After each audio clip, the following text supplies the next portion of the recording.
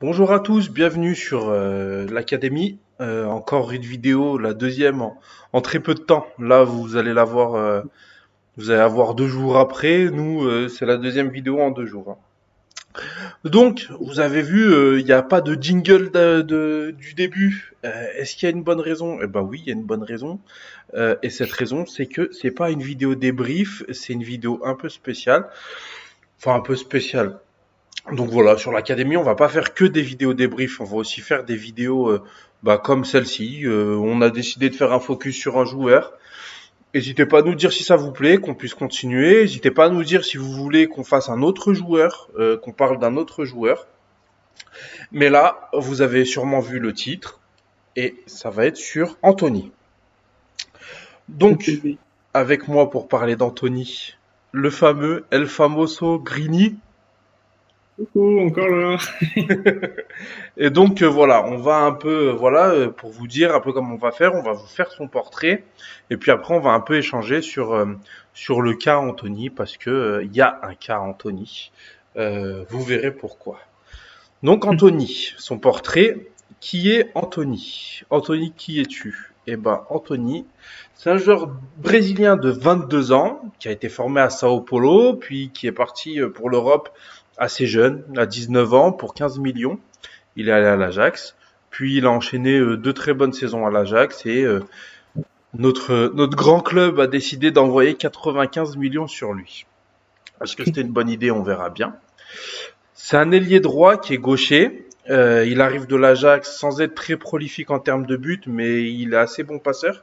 Je crois qu'il a 12 buts et 10 passes décisifs. J'ai pas les, j'avais vu les chiffres en tête pour préparer la vidéo, mais je les ai plus. Donc en tout cas, il a pas mal de passes décisives mais pas énormément de buts, surtout dans un championnat aussi peu réputé que l'Eredivisie. Depuis qu'il est à Manchester, on a quand même aperçu un peu ses qualités. Depuis maintenant 6 mois à peu près, on a pu observer que c'est un joueur qui est assez résistant physiquement. On pouvait en douter vu son championnat, vu son gabarit. Il est assez petit, je crois, il fait 1,75 m, un truc comme ça. Euh, donc on l'a jamais vraiment vu prendre l'eau contre les giga gaillards qu'il peut y avoir en première ligue. On a pu observer quand même qu'il a une bonne résistance physique, qu'il est assez vif, que il a une très bonne tendance à marquer contre les grosses équipes, que c'est un joueur très créatif et qu'il a aussi son mouvement spécial. Euh, On parle pas de la toupie, on parle du fait de venir sur son pied droit et d'enrouler un peu comme Robben à l'époque. Robin en serait jaloux, hein. Que je te dise. C'est ça. On a aussi aperçu des défauts, pas beaucoup, mais on a aperçu des défauts qui sont établis. On a d'autres choses sur lesquelles on peut un petit peu, qu'on peut soupçonner, des choses sur lesquelles on peut supposer, mais les défauts qui sont établis, c'est qu'on a vu qu'il peut lui manquer un peu de coffre, il finit pas toujours les matchs et il les finit pas toujours très bien, que son pied droit est complètement inexistant. Voilà, c'est les deux défauts principaux qu'on a observés. Depuis qu'il est à Manchester, c'est devenu quand même un meilleur buteur que ce à quoi on s'attendait, parce qu'il a commencé avec 3 buts en 3 matchs. On s'est dit bon voilà, on a trouvé un joueur très prolifique. Il a tout de suite passé un step. Il a montré des qualités de dribble. Il s'est intégré dans le 11 de Ten Hag, qu'il a fait venir et qu'il apprécie fortement. Donc, tout allait pour le mieux pour Anthony. Il avait rejoint son tonton à Manchester. Il avait enfin Manchester avait enfin trouvé un joueur de grande qualité à un poste qui avait été complètement déserté pendant plusieurs années. J'ai pas envie de me risquer à dire que ça date de Cristiano ou de Nani, mais je pense que je suis pas très loin de la réalité. En tout cas, tout allait pour le mieux jusqu'à un drame, un très grand drame que Greeny va nous raconter. Je vais vous l'expliquer, ce fameux drame. Du coup, c'est dans la soirée du 27 octobre 2022 à Old Trafford. Je pense si vous êtes supporter de Manchester, vous avez forcément regardé le match. Vous avez forcément crié devant votre télé quand il a décidé de dégainer sa double toupie. Donc, j'ai regardé les extraits et on entend tout le stade crier. Donc, ça fait débat et ça fera toujours débat. Mais en tout cas, sait que quelque chose n'est pas passé à ce match-là, parce qu'il a dû faire ce geste à la 35e minute de mémoire, et à la mi-temps, il était sorti. Donc, notre entraîneur a fait des choix. Maintenant, on ne pourra jamais dire si c'est une sanction ou si c'était pour faire tourner l'équipe. On gagnait déjà 1-0 ou 2-0 de mémoire à la mi-temps. La qualification était acquise et c'est Rashford qui rentre à sa place. Donc, c'est aussi dans le timing de Ten Hag de bien faire tourner, de faire garder le rythme. Donc ça, on ne pourra jamais savoir. Après, où le drame s'est amplifié, c'est dans la soirée. Surtout que c'est pas le seul à sortir. À ce Oui, il y a deux moment-là, il y a changements. aussi Martinez qui sort et Casemiro qui sort à la 60e avec Dalot. Enfin, il a quand même fait beaucoup tourner sur ce match-là. C'est ça. Mais du coup, de là encore, il n'y avait pas un grand drama, il y avait quelques petits tweets. Mais dans la soirée après-match, il y a eu une sorte de montée crescendo sur les réseaux. Euh, Moi, j'ai mes responsables dans ma tête, mais j'en parlerai pas forcément, même si on parle des anciennes gloires de United. Ça, c'est un autre débat. Mais du coup, Ten Hag, un peu sous la pression, il est obligé de répondre en conférence de presse sur pourquoi est-ce que Anthony c'est grave ce qu'il a fait, voilà. Du coup, il nous a fait, j'ai envie de dire du Ten Hag. En fait, il protège ses joueurs. Il a un peu botté en touche. Il a juste fait une petite précision où il disait que si un geste technique était utilisé pour faire avancer le jeu, ça le dérangeait pas. Maintenant, il s'est pas positionné. Si sa toupie, ça faisait avancer le jeu ou non. Ça restera un débat qui ne sera jamais clos. Mais voilà, après, pour continuer ce débat et on va dire ce drama, il restait 4 matchs avant le début de la Coupe du Monde. Les 4 matchs, il n'a pas été convoqué. Il a eu la blessure, on va dire. On ne sait toujours pas où il était blessé. Du coup, est-ce que c'est une vraie blessure ou non? On ne sait toujours pas. Mais ce qu'on peut remarquer, c'est que dès qu'il a été convoqué avec le Brésil, au premier entraînement, il était disponible.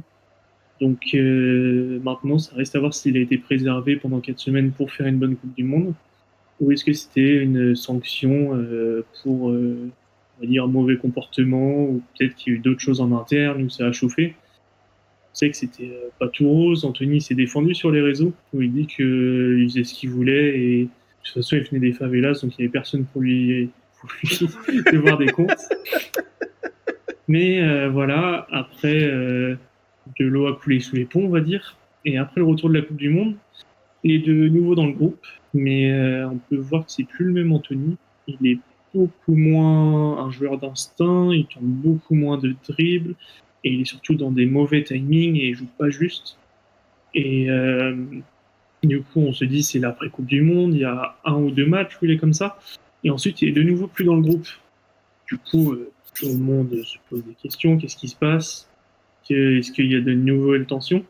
Et on a appris il y a une semaine de ça qu'en fait il avait eu un accident de voiture. Donc c'est des choses complètement hors football. Mais tout ça pour conclure que ce drama est entre guillemets fermé, mais n'a jamais vraiment été ouvert, n'a jamais vraiment été fermé. Et est-ce que, Mehdi, je te pose la question, est-ce qu'il va retrouver son efficacité, son naturel, son instinct, ou est-ce que quelque chose a vraiment changé? En vrai, moi, je me dis, premièrement, on parlait des défauts qu'il a et qui sont avérés. Il y a aussi les défauts qu'on peut soupçonner. Et je me demande, j'ai quand même quelques questions, j'ai quand même quelques réserves sur son état d'esprit, sur sa combativité, sur le fait que ce soit un joueur solide mentalement. Je suis pas sûr qu'il le soit tant que ça. On a vu après l'épisode de la toupie, tout le monde lui a apporté son soutien comme s'il s'était fait tirer dessus. Euh, on le voit, enfin, il a pas été très bon depuis cet épisode justement. On ne sait pas si à la Coupe du Monde, s'il a vraiment digéré la Coupe du Monde. Enfin, il y a beaucoup de choses qui font que peut-être que c'est une fragilité psychologique en fait son son passage à vide et après il a que 22 ans, c'est pas grave. Enfin je veux dire à 22 ans, on n'est pas formé mentalement. On n'a pas notre caractère qui est établi. Il y a des joueurs qui sont très friables à cet âge-là et qui deviennent des joueurs de caractère plus tard. C'est pas gravé dans le marbre. J'ai pas envie de le ranger dans une catégorie de joueurs pas fiables. Il a besoin de se former, il a besoin de se renforcer, de se forger. Et puis j'ai pas trop de doutes sur Ten Hag, sur le fait qu'il va qu'il va le forger comme il faut. Après, il y a aussi au niveau footballistique, peut-être aussi que Ten Hag le met dans un autre rôle. On a dit qu'il était meilleur buteur que ce qu'on avait pensé. Euh, il a eu un gros passage à vide, il a eu cette période où il n'a pas joué. Là, il est revenu, c'est pas foufou, mais bon, il a marqué 2 buts sur les 2 derniers matchs de coupe. Il arrive, il marque 3 buts, dont un but contre Arsenal et un autre contre, je crois, c'est City. City. Donc il marque contre des grosses équipes. Donc est-ce que Ten Hag est pas en train aussi je me demande si Ten Hag est pas aussi en train de lui changer de rôle parce qu'il a 0 passe décisif là actuellement. Alors c'est pas facile quand tes buteurs sont pas fous parce qu'il s'est cogné Cristiano Ronaldo puis la Martial, mais vu que ses passes sont en baisse et ses buts sont en hausse, est-ce que Ten Hag veut pas en faire un joueur un peu plus tueur quoi? Et ça va de pair avec le recrutement. On va en parler, on va faire une vidéo pour ça, mais de Weghorst, tu vois, qui va peut-être justement l'aider à plus marquer, puisque Weghorst, il va plus peut-être avoir un rôle de pivot et Anthony aura peut-être plus le rôle de marquer avec son pendant à gauche qui sera sûrement Rashford, quoi. Et surtout, il aura quelqu'un à la réception de ses centres. Parce Aussi. qu'il aime beaucoup Oui, c'est vrai. rentrer, tirer ou faire des centres-tirs. Donc là, il y a moyen qu'il en convertisse pas mal. Mais après, moi aussi, j'ai une question. C'est est-ce que c'était pas à double tranchant ses débuts, en fait? Il a tellement commencé fort que quand on va dire, le soufflet redescend, bah, faut être fort mentalement aussi pour se dire qu'il y a des hauts, il y a des bas. Et je pense que, en fait, il a tellement commencé fort qu'il s'est pris un peu le double tranchant, quoi. Bah, s'il avait pas commencé aussi fort, on n'en attendrait peut-être pas autant que ça, tu vois. Enfin, Oui, moi, c'est le ça. Anthony actuel, il me plaît pas, mais parce qu'il m'a montré qu'il pouvait être autre chose que ce qu'on a là. Si il avait juste des fulgurances, un peu comme Sancho l'année dernière. On se disait bon, on voit des qualités, mais il vient d'un autre championnat, il est jeune, faut pas trop en attendre tout de suite. On se dirait ça. Mais là, on a vu le début, on s'est dit on est tranquille pour le poste à droite. Et en fait, on n'est peut-être pas si tranquille que ça. Donc, c'est un peu, ça le dessert et en même temps, c'est normal. Et après, ça sert au club parce que là, ça te permet de lancer Pellistri qui fait un gros match. Ça te permet de faire revenir Sancho qui peut prétendre, s'il fait des bonnes prestations, à récupérer une place de titulaire. C'est de la concurrence positive ou saine. Donc, c'est pas mal. Ouais. Ouais, mais c'est pas ouf pour lui du coup parce qu'il va peut-être perdre sa place alors qu'il est juste. Enfin, Oui, tant il va pis peut-être pour perdre lui, sa hein. place, mais il va Mais je peut-être veux dire, travailler plus. il a raté une occasion de s'imposer dans le 11 et de plus jamais en sortir, quoi. Oui, c'est sûr. Donc, ouais, après, est-ce que c'est pour toi, est-ce que c'est un problème ou est-ce que c'est une mauvaise passe? Est-ce que pour toi il y a un vrai problème de fond ou est-ce que c'est juste temps fort et temps faible et qu'il apprend à les gérer, il apprend à les gérer et que d'ici peut-être un mois ou 2 semaines c'est réglé et Je on pense gagnera pas qu'il le est, tour. je pense qu'il est juste dans un temps faible et je pense qu'il doit un peu, et je pense que il a peut-être besoin de jouer peut-être plus instinctivement. On a l'impression qu'il calcule un peu plus et là, j'ai pas l'impression que ce soit le cas en fait. Mm. J'ai pas l'impression qu'il joue son jeu.